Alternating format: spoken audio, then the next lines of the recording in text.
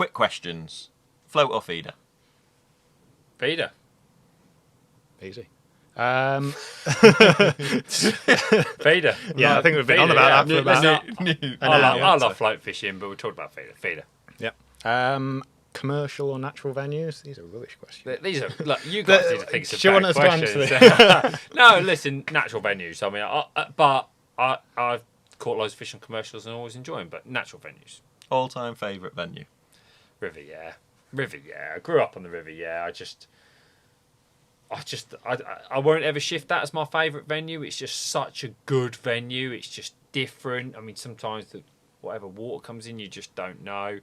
I've been to better venues, but all-time favourite venue, well-worded question, river, yeah. What would be your favourite method? If you were your perfect day on there, what would it be? Oh, this is really contradicting because I say float, but no, I'm only kidding. I've had some great feeder days on there. Caught some roach on there on the feeder this year. I think that what I used to love about the river, yeah, was you take everything and you never knew what depth or anything you would catch. You know, when you catch some fish on a float, it is fantastic. And when you catch those fish, skimmers and that on a feeder, it can be brilliant. I would say probably a long while ago there wasn't the same amount of roach. They were just big, and you can still go in the winter and catch them like that. So 50 roach on a feeder for £20. Now that is proper. Yeah. That's proper. You follow your rod down, Ben comes into the rod, drops back, and the first pickup is like, what is this? Because you got the flow and everything. It's just brilliant. So yeah, probably a nice feeder day for some great big roach would be nice. But yeah, but that venue, wow, great place. Right, I'm going to try and throw a spanner in the Go works here. Win the £50,000 Fishermania final next year. Yeah. Or retain your feeder masters. Feeder masters. It's not even a discussion. So money doesn't sway you? Money doesn't bother me. It's the title's important. To defend feeder masters, it's not even a question. It's not because I run it. The interesting thing about that is I know that there is a Fishermania thing. You know, when I've been in Fishermania, people ask me about it and everything else. And Fishermania is great and it's on telly and everything else, but it's the competition that matters to me. I never forget when I won the Park Dean, and the year before I won the Park Dean, I didn't qualify, and I stood and watched the match, and Grant Albert won it, I believe, off the same peg that had won it the year before, and I watched that match, and I thought, I can win this match, because there's only 2 or 3 pegs you win from, and you've got to fish well, and if it goes for you, I can win. And unbelievably, the next year I drew 16. That was the best peg. I was in a 2-peg match that day. Just when it was Lee Edwards. Cudmore, was it? No, Park Dean. Right. So 2-peg match. There wasn't anybody else in that match that day. Me and Lee Edwards, and I caught 2 extra carp and won the title. And it was amazing, and it was what I needed at that point in my life.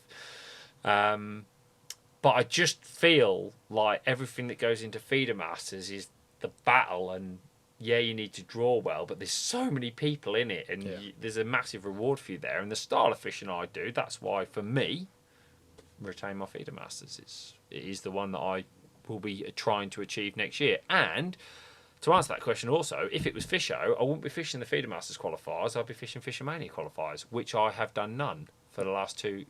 Cut them out. Since the qualifier. Not bothering with any of the Mave or anything. I never did a single one this year, not one. And I like to think that my profile in angling is good. Yeah. But that's because I choose to do the route I do. And I made that conscious decision because I was doing 20 qualifiers a year, getting 4 chances, potentially qualifying for 1, and I didn't enjoy that. I couldn't do the 60 or 70 qualifiers. I just drive me nuts. I enjoy fishing too much. And I was just drawing and catching 3 carp, and that end of the lake's better because the wind's blowing there, and it just wasn't. Got to admit, when you draw on the wrong lake, but you win your lake or you win your section, and you're still £50, £100 off qualifying, it's demoralising. The ones that got to me were when you go on 100 peggers and catch £20. It just got to me. Yeah. And it's not a day's fishing, is it? No, because there's so much effort involved. I kind of think if it was on your local venue and you just rocked up and you had a rubbish day, I could laugh it off. But I'd like get in the car and drive 2.5 hours to a venue somewhere.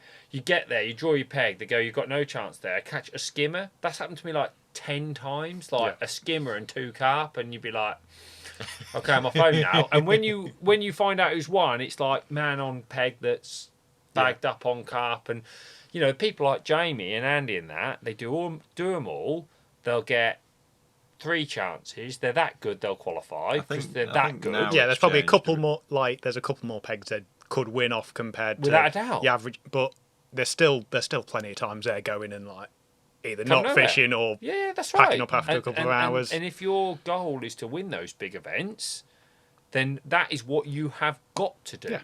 You know, you have got to do that. So for me, at the level I like to try and fish at, it was either do it all intensely or don't do it, because I can't be rocking up and catching nothing. It was just doing me head in. So that's why I rather go on the Feeder Masters qualifiers and team events at Barnsley. And don't forget, the World Club Champs has clashed with Fisho for 3 years for me. So apart from the one I qualified for, I haven't fished a qualifier because I couldn't, because I choose the World Club Championships instead. So that's why it has to be the Feeder Masters. That leads us on to this question. Oh, go on then. Win a gold with England or Barnsley?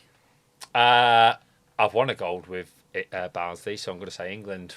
There was a time where we fished the World Club Championships. We came 3rd, 4th, 3rd, and that was driving me nuts, like proper nuts. And I just started to question whether we'd actually win it. Yeah. And then we won it in France, and it was like breakdown. Do you know what I mean? Like, we'd all gone. It was just brilliant, just amazing. And now I've done that.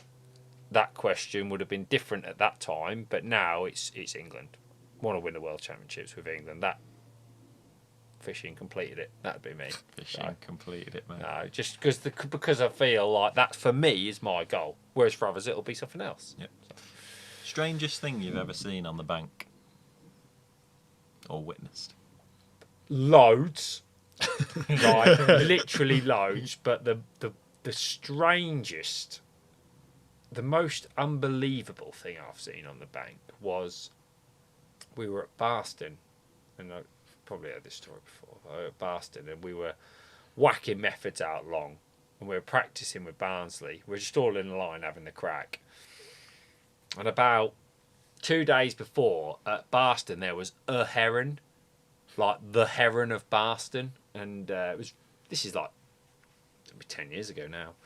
We'd only just the first time we're out there, and John Dunhill was next to me, and he's wound up this big cast, and as he's gone like that as hard as he could, this heron has cruised down literally 8 yards from the rod tip, and he's trying to cast 60 metres, and it made the most harrowing thud as it hit it. You couldn't even see it coming. It's in the trees, and it's just gone boom.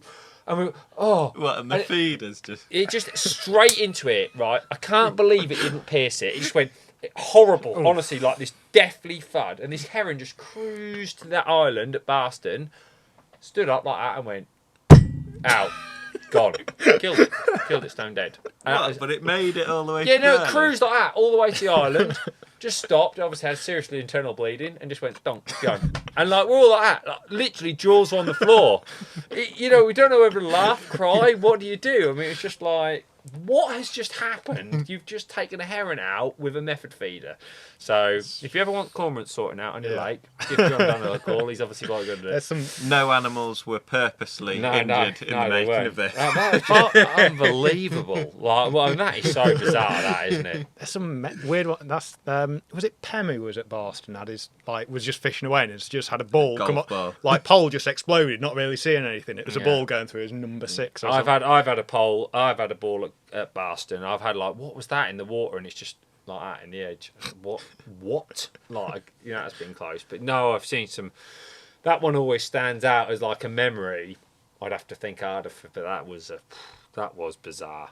That was bizarre. So It kind of for it to just cruise down and land. It's done all right for itself, but Yeah, then no. It poor- didn't. It didn't poor last thing. very long. it's a big old bird to take down as well, Well, it's isn't it? it's a proper iconic bird. It's a specimen. It just laid there. We were there practicing for a week. Every day it was still there by the island. It's like, oh, God. just looking sadder each day. John's gained- morale is just less and less every day. It You know? gained your trust at that. Yeah, it did. Anyone seen the heron? No, not seen it. Not seen it. Sneak it in the Seen him way? flying off that way somewhere.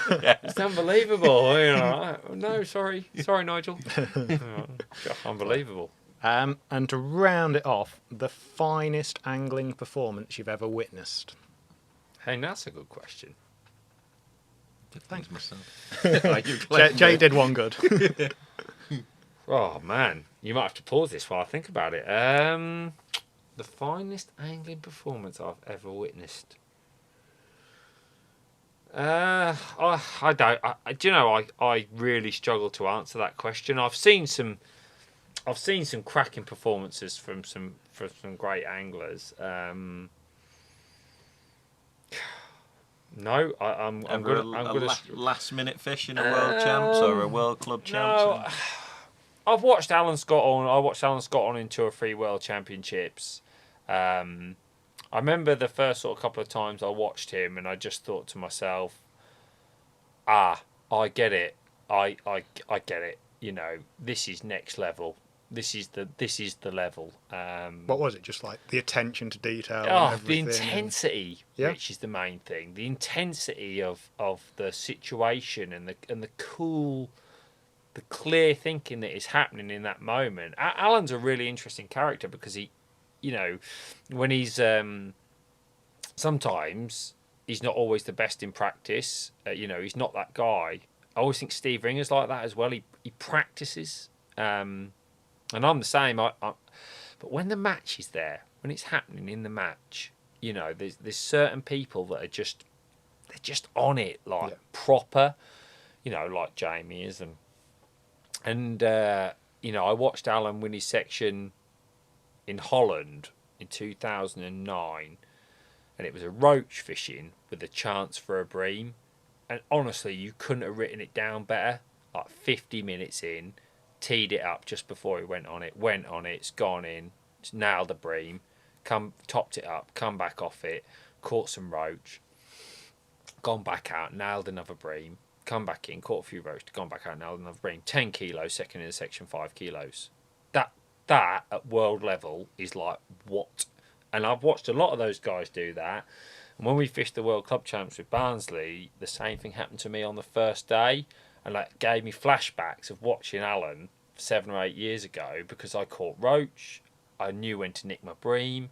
It was like you could read it. Yeah. I could read what was happening like a book, and watching people like him put in what are only described as world-class performances is what you're up against. And I had the privilege of running for Alan for 4 or 5 years, and I watched him put in a lot of performances like that. I ran for Will Raisin in Bulgaria when he should have been world champion. He was absolutely robbed by the fact that his fish tangled in somebody else's line. But, you know, just awesome. Just absolutely awesome. And I've watched a lot of other guys as well, but I don't, you know, you tend to be fishing a lot of the time, so it's hard to say. But yeah, some great performances from great anglers, really. But I can't think of one that is like the ultimate all-time angling performance. I'm sure there's been some good ones, but yeah, they're probably up there. And I think international level is when it is like that. It's mega pressure, and the standard around you is like that much. Yeah, and it's a match, you know. Everyone's sat on there. You're on the shoulder. You know what I mean? The next guy's there. What spacing is it in Well, international? it depends, but that, you know, I've been to them where that one in France I was telling you about, we were 12 metres apart. Yeah. You know. What is it? If the fish touches another competitor's line? At the time it was. Yeah, now it can come back free, but yeah, if you got tangled up, but yeah, look at. It's sneaky that, because we had it happen in the German lad and the Irish lad on the World Club Feeder Champs last year, and it was a bit sneaky, because it was, if they came free, you could then net it. Yeah.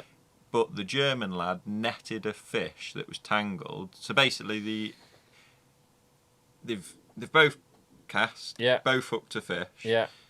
and the Irish lad's playing his free, Yeah. and straight down the middle. German lad's hooked one, a smaller fish, and it's gone into the Irish lad's swim, Tangled around it. German lad's wound in, netted his fish out, and they've both lost the fish. Yeah. But in theory, the German lad's netted his, unhooked it, lost the fish because it was tangled when he's netted it. The Irish lad's fish has swam free, was still in the water, he didn't net it. So that should technically count. The Germans kicked off Yeah. and got it written off for the Irish lad. But the trouble is that, though, listen, that's another talking point. that rule needs sorting out. And I've always said that anyway. But you know, the intensity of those situations is just next level. It's next level, and because you're all doing the same, you see. You've not got somebody fishing down the edge next to you, or you're all there doing the same thing. Who's going to do this better? And you know, it takes a certain character to do it, and that's why some people are very successful at it. Very. Brilliant. Well, thank you very much for joining us today. Thanks for having me on.